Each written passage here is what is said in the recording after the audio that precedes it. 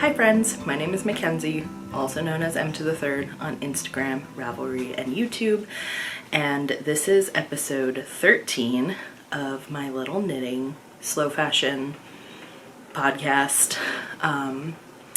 So first of all, I want to say thanks for everyone who spent time and just took time to respond to my last post, which was about Rhinebeck. I'll link that here if you haven't seen it. I think the general consensus is that or what I heard from people in both DMs and in the comments is that Rhinebeck is sort of portrayed as this like end-all be-all to like knitting community, and that's really exclusive to people who can't make it out. It is complicated, and capitalism is complicated, and yeah, I guess more thoughts to mull over. That being said, another thing that a lot of people expressed interest in and that I sort of expressed dismay about is a way to really have a community that we feel a part of as knitters, to talk in depth about the things that we're making, the way that we're making things, and so on.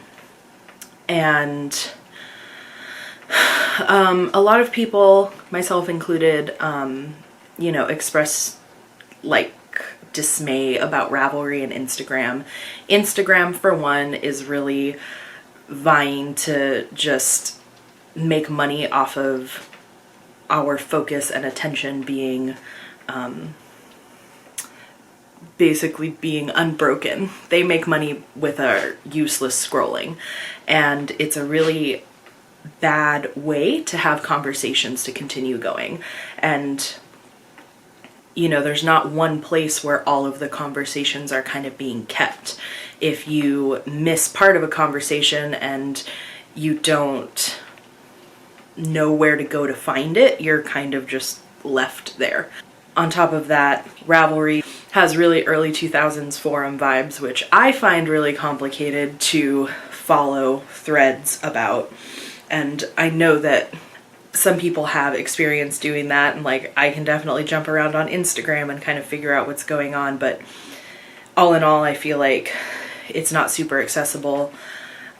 There's sort of two things that have ended up coming out of me thinking about how to kind of create a community, and I think that it's going to be around this podcast and the viewers and Instagram followers, which is to invite people to join a Slack channel. So if you don't know what Slack is basically something that, because capitalism, it was created to basically improve efficiency of workplace environments.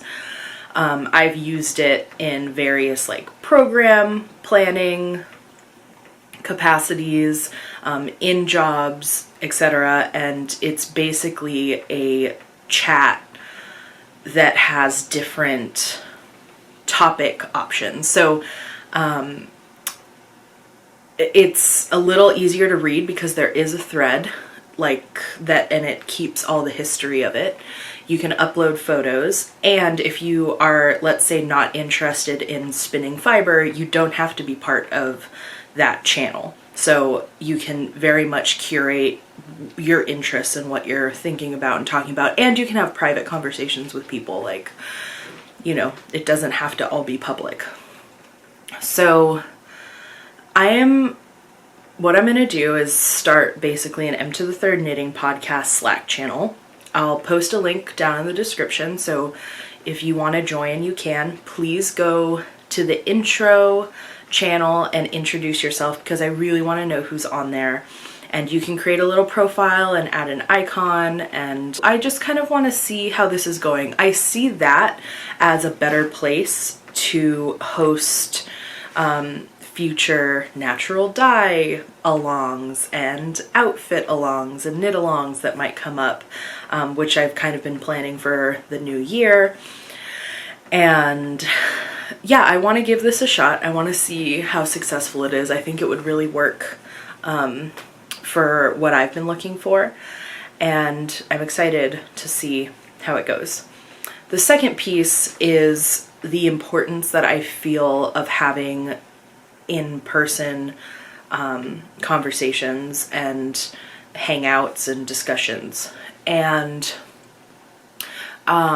it's complicated because not everyone lives somewhere that it's easy to do that. And I feel like I'm definitely in a very specific environment, living in urban areas where there are other people, even other people who are very similar and have very similar interests in me, who I found to do knitting with. So I want to figure out a way to do some sort of knit night that is more inclusive, so maybe virtually, and that might happen via the Slack channel, where, you know, it's like 8 p.m. every Tuesday, we all hang out and you can chat and knit at the same time. Like chat, I mean like actually typing chat. You know, we could watch a movie all at the same time. I don't know. I could go live and people could be talking to me, or I could have a guest, or even other people completely could do it. That's probably another thing that's going to happen come January. So yeah, I'm just kind of like getting all my ducks in a row, kind of figuring out. I am currently, like right at this moment, mordanting 30 skeins of this new wool that I am bringing into Emtothethird. I've been very lax about updating my shop because I'm getting into the rhythm of this new job, but hopefully Kay and I are also in the process of buying a second car, because right now we are commuting together and it is the least time efficient thing, because my schedule is 9 to 5 ish, and Kay will work like 1 to 9 2 days a week. And so there's been a lot of like me driving home and then coming back to pick them up, which is like a 30 to 45 minute drive. So anyway, we've just had a lot of like moving into this new job kind of technical difficulties, which we knew was going to be like there were going to be growing pains. But yeah, it's been a little like, I'm a little over it. So hopefully before we leave to California this week for Thanksgiving, which we're going to spend with our families, I'll be able to say that we have a second car and I have this video uploaded and Christmas gifts are on the needles. We'll see.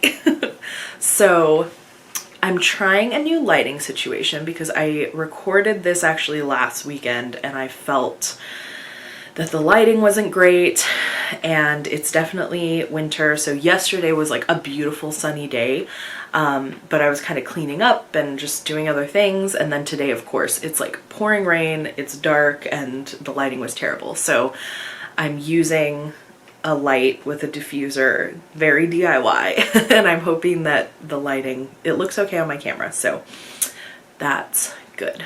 I have a ton of knitting to talk to you about, some spinning that I'm excited about that some of you probably saw on Instagram, and I want to talk about socks at the end of the episode, or like later in the episode. So yeah, let's get going. I'm going to talk about whips first and then I'll do finish objects. So I've got 3 whips right now on the needles. I think maybe you'll know this by now, I'm pretty good at finishing things. I'm very much like, last night I was definitely feeling the itch to cast on, but like in actuality I know that I want to be working on things that have like an end date. So yeah, anyway, what I've been largely working on over the weekend is my juniper sweater from Sunflower Knit. So I started the 3rd lace repeat. It's so pretty. Yeah, so it was like here, and now I've got quite a bit. The pattern says to do 4 lace repeats, but at this point I'm feeling like it might be a little short because this is, so it's basically going to be one more of these, which just doesn't seem very long. I'm not sure if my row gauge is off or if I'm knitting tight or what, but I'm going to have to figure that out. I'll probably block it. I kind of want to block it now and just to see what a difference that makes in terms of the width of it. I also noticed that, so it's basically 2 big squares, and then there's pieces left on the sides that are open and you pick up stitches for the sleeves, and then the middle is just left, and then you pick up those stitches and just knit a little neckline, so it's really up like tight against the neck, and I know that that will drive me up a wall. So I spent some time this morning figuring out row and blah blah blah gauge. So I'm gonna change the neckline. Oh, those are my notes. I'm gonna change the neckline circumference a bit. So basically what's going to happen is, instead of just it being like up here and like equal with the front and the back, this is the shaping, the little bit of shaping that I'll do for the back neck, and then this will be the front, and then hopefully I'll just have a little better fitting neckline, just because I know that that is something that bugs me. But otherwise I'm really enjoying this yarn. It is yarn that I bought at Rhinebeck from Sawkill Farm, and the color is squashed peach. It's so cute, and it's on I love when it's dyed over this darker fiber. It's like really beautiful. And Melissa, my friend who I went to Rhinebeck with, who I'm gonna talk about later in this episode too, because our conversation about socks inspired me to change some of my stuff up. But she was wearing a sweater out of the same colorway that she had bought last year, and I was like, I knew I wanted to go to Sawkill Farm, and when I got there I was browsing all the colors and I was like, yeah, we're gonna have the same color sweater, it's fine. And okay, so that's one whip. My second whip is these socks. So I have one finished. It's out of Mondim by Retrosaria, and it's this colorway, which looks so looking at this, I would think that the contrast would be much greater than this, which is super interesting. But it's a 100% wool, non-superwash yarn, and this is the best fitting pair of socks that I have ever knit, and I'm going to talk about that a little later. But for now, that's another whip that I have. I started the second one. It's going. I've been knitting it on the way to work while Kay drives, which has been a nice perk, which I won't have when I have my own car. So that's one of the cons. So then I also have been working on this Together shawl, and so I don't know if I described this last time, but I think I probably did.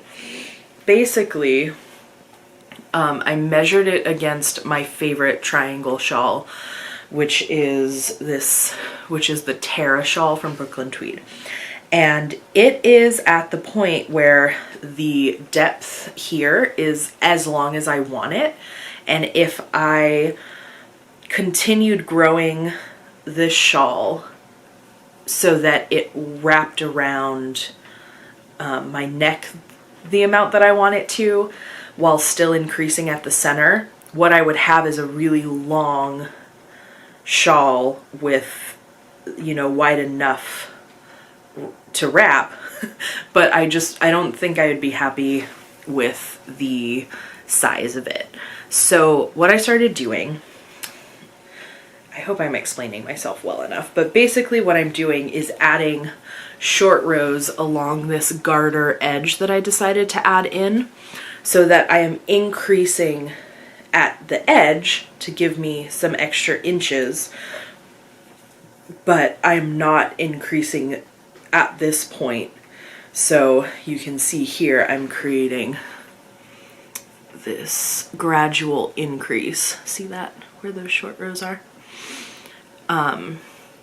So that I can, yeah, basically get more width and not as, no, more length and not as much width. I'm not sure, but it's going. I am out of this skein, and I last night wound the third skein of yarn, which is the BC Yarn Bio Shetland that I got at Webb's. It's organic Shetland yarn. It's, I would say, a light fingering. It's very woolly, and there are like funny enough some like green undertones with this gray. I've talked about it before because I've been working on this shawl for a while. And yeah, I really like it a lot, actually. And it's, I think I bought 4 skeins of it for this project. I'll probably end up only needing 3, and they were $10 each. So for an organic, like very woolly yarn, I feel like that's pretty good. Okay, there we go. Yeah, so that's what I've got on my needles right now. Last week I teased a little bit. Brooklyn Tweed reached out to me and asked if I wanted to preview knit a pattern for them for their just released holiday collection for this year, 2019 holiday collection, and I gladly took them up on the opportunity, but I couldn't show you last week because they hadn't released it yet, so or last time I recorded.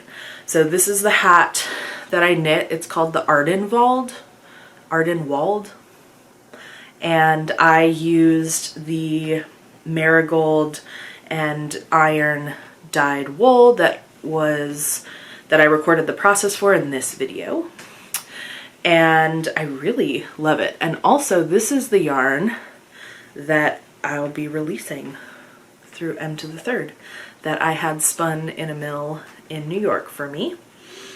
And so I'm always worried about hats fitting because I like them to be able to fit like this. But I think in the process of me being worried that it was going to be too small, I added an extra cable, and now it's a little bit bigger than I want. But I can easily go back and kind of adjust it, but it's also fine, and I've been wearing it. So yeah, I'm so far loving the way this yarn is holding up, loving the way the stitch patterns are not like super crisp because it's a 2-ply and a little bumpy, but I just in general am really excited about it. It just feels great. So there's that. I also did, I'm like looking at my other FOs. So before I start talking about socks, I did also want to mention this, which is the S shawl by Anna Maltz, and I took a video of myself recording it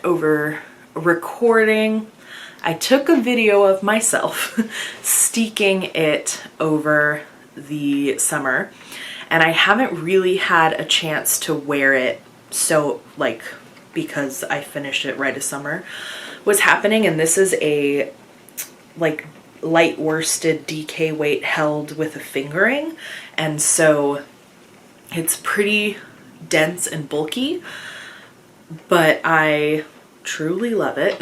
And I've been wearing it a lot like this, and also around my neck when it's very cold because it's like great wind blocker. And I'll put a link here to the video where I steeked it because it's such a cool construction. It's just a great pattern, and I've been really enjoying wearing it. So this is the other way So again, it's very like dense, but I've also been wearing it like this. Yeah, and it looks really cool. I love the stripes. Yeah, when I first finished it, I was like, oh my god, am I gonna end up giving this away that I spent all this time on? Which, like, is never the end of the world, but this is all Verb yarn that I bought as I was, some of it, the brown, I did as I was working there. It's the Horizon yarn, and then the single is Flock that is naturally dyed by them. I really am like loving this. So there's that. Just to share that I've been, as I like hit my length, just to share that I've been doing that. What else is happening? Okay. Okay, I'm gonna talk about socks, and then I'm gonna talk a little bit, or show you maybe more, a little bit about the fiber I've been playing with. So, so let me pull up these socks again. So when I was at Rhinebeck, Melissa and I had a great conversation about socks, because I've been feeling like this, I haven't been happy with the socks that I have been producing. And a couple years ago, I did a 12 for 12 sock challenge, I guess. And part of the reason I felt able to do it is because I realized that my knitting speed had gotten faster, my like gauge had loosened up, and so I was just kind of cranking out socks. And you know, when you start, I shouldn't say when I start knitting like that, I think the quality goes down, because it's more about product than process, and I think process is really important when thinking about making sustainable garments. So a lot of the yarn that I was using was superwash wool with nylon content, and I can already tell that some of the socks that I knit when I was very first knitting socks was at a much tighter gauge, and even in yarns that are the same fiber content, etc., they're holding up much better than the ones that I just finished last year. So I was kind of lamenting about this with Melissa, that I was like, I think I just need to change my mindset about knitting socks and stop seeing it as a small project that's going to be finished quickly, because that's not actually my mentality most of the time with knitting. But for some reason, socks had sort of like been like this mythology about sock knitting had formed in my head. And so, you know, I was like, yeah, you know, it was like very much a come to Jesus moment where I was like, I need to slow down. I have yarn in my stash that is sock yarn that is not superwash. I really enjoy knitting with that more than anything. And yeah, so I pulled out this skein of Mondim that had been in my stash for several years, and I did knit a pair of socks with it earlier this year, and because most of the yarn is superwash, somehow they ended up in the wash and they shrunk. So Kay can wear them, but they're a little too small for me. I also have a wide foot, so you know, all of these are contributing factors. So I was saying to Melissa that when I knit, so when I learned how to knit, I learned how to throw with my right hand. And I switched it up while I was working at Verb, just like because I was curious and, you know, trying to speed up my knitting, because I was a very slow knitter at the time. Not that there's anything wrong with that, but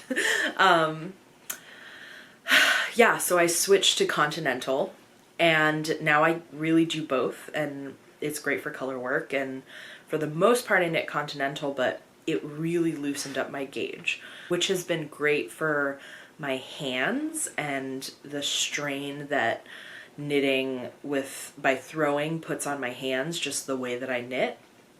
But it's also sort of thrown a loop in everything I thought I knew about my own knitting style, where everything is just much looser. So I've made a lot of hats that like weren't the right size because I like knit much looser than I thought I would, and I knit a lot of very loose socks, and I had to just kind of like make some mistakes before I sort of got into my rhythm. So I was telling this to Melissa, and she was like, well, I knit my socks differently than I knit everything else because I know that if it's tighter, then it's better. So I was like, I should just do that. I should just be intentional, know that it's going to take longer because it's tighter. It's like a tighter gauge, more stitches, etc. So while we were there, I cast on a pair and started knitting like that, and I loved the fabric. It was a superwash yarn, but it didn't fit over my foot. So I had been doing a 64 stitch count sock and just realized with the change in gauge I would need to do a 72 stitch sock. So that is what this is, a 72 inch. And I'd also done a couple of pairs of socks with a fish lips heel, but it's not great. So I did the reinforced heel, which is what which I have done in the past.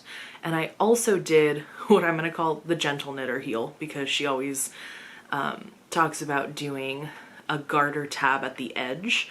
And what I like about that is that when the stitches are picked up, it feels flat and it doesn't create like a little seam of picking up stitches along the edge. So I'm just truly very happy with this sock. I feel like it fits amazingly. The 100% wool is like very lush, luxurious. Yeah, I'm just like very excited that I kind of was slapped into shape. But that brings me to another FO that I finished since I've seen you, which are these socks. I have been wearing them, so they're a little stretched out and slightly dirty, but that's how it goes. So the main color is Cereal from Hedgehog Fibers. I did the fish lips heel, and this is just some yarn that I dyed as it naturally dyed as an experiment, I think with fuss stick. But look how, like, I don't know if you can see the pilling on there already. Yeah, like that. And it's so loose that I can like see my toe through it when I'm wearing them. So that's not gonna hold up very well. So yeah, you know, I feel fine that I had to have that like jolt of realization. I'm not gonna stop wearing any of the other socks I knit. I'll just keep darning them. You know, it's really a lesson learned to slow down and just take my time, because you know, it's just worth it in the end, and I'm going to get so much more use out of what I'm working on if I am conscious about what I'm doing as I'm knitting. So yeah, those are all my projects that I've been working on. I also cut out some fabric for my next pair of Winslow culottes. I have not been sewing much. Just sewing definitely takes a backseat when I'm busy, because it's not like my passion project, and it also takes up space, and I've been like kind of making a mess because I haven't had time to clean. So I did tidy up my space and hope that I'll have time to, you know, get into it once I'm back from Thanksgiving. But yeah, I think from now and through the holidays, it's gonna be a little wild around here. Yeah, so the other thing I wanted to talk about is that at So at the school that I work at, we have a freshman seminar class that is called Dirt to Shirt, and the professor is great, and she is basically teaching them about the global garment industry. They're talking a lot about sustainability, labor, and et cetera, a lot of things that I'm very interested in. And so I was very quickly introduced to this professor, and I've been to their class where they're all learning. So they all learned how to use a sewing machine. They all kind of upcycled is like the word, right? They upcycled some t-shirts, and now they're creating t-shirts from scratch that they all put their own spin on, and they're basically creating a cohesive collection using some mill ends that the professor got from a mill that she does research at to create a collection, and they're going to auction off these items and then give the money to a local like clothing food bank kind of place. So yeah, it's a really cool class. I think I've like enjoyed the times that I've been able to visit. And so on Friday, we went to visit a local alpaca farm. It was so much fun. They're called Borgstein Alpacas, the Borgstein Alpacas, and I'll put a link to their website down below. And they had, I don't know how many, 15, maybe fewer than that. They had an emu and a couple horses too. And yeah, they were just like the sweetest alpacas. It was so much fun. All of the students were like thrilled.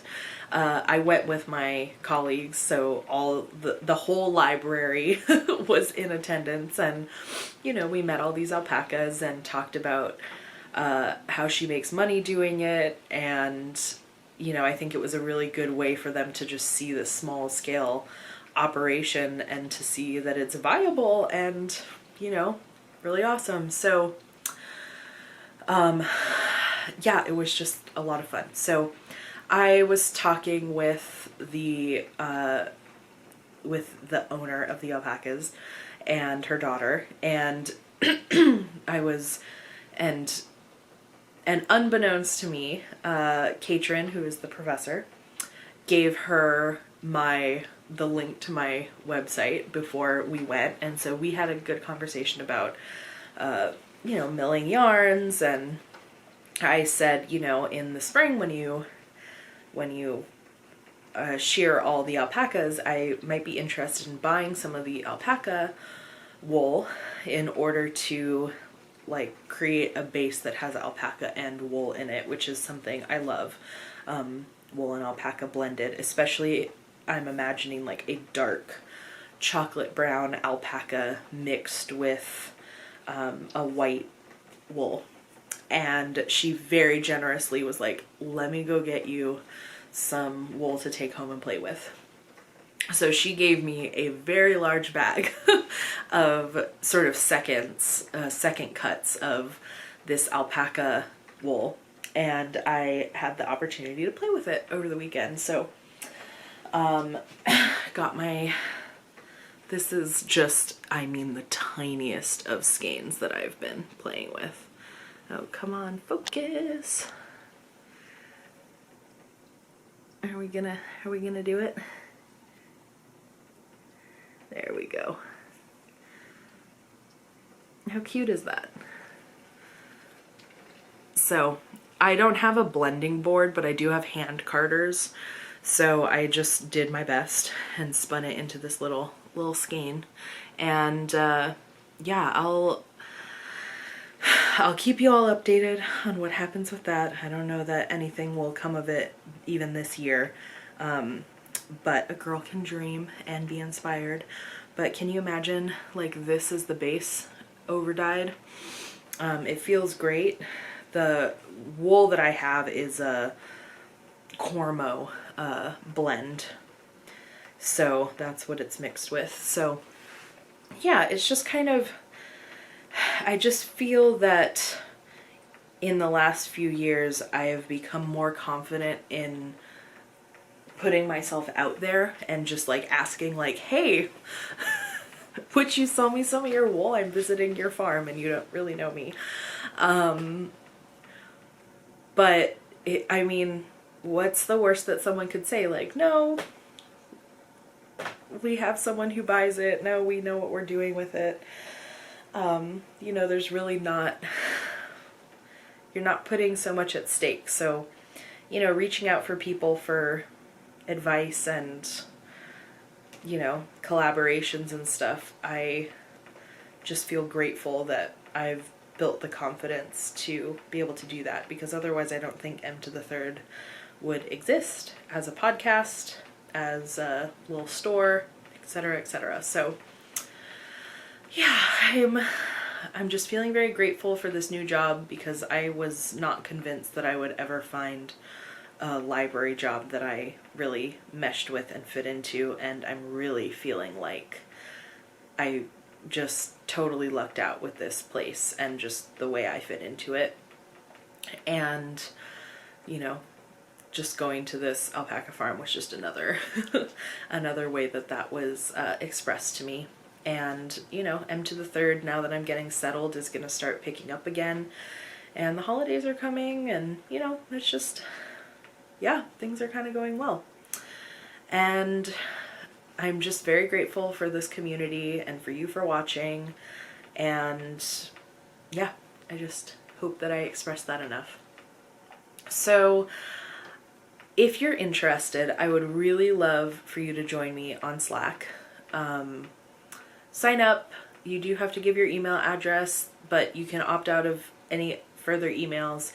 You can either download the software onto your computer or just access it via the internet. So, they have a lot of settings, so you won't be getting constantly bombarded with notifications if you don't want to. And yeah, I hope that can maybe be a space, and I have hope that it can be, for us to connect and for me to hear from you, because I don't really want this to be like a one-way conversation. Just really grateful for you for watching, and I'm excited to share with you some of the stuff that's coming down the pipeline. So I'll talk to you soon. Bye.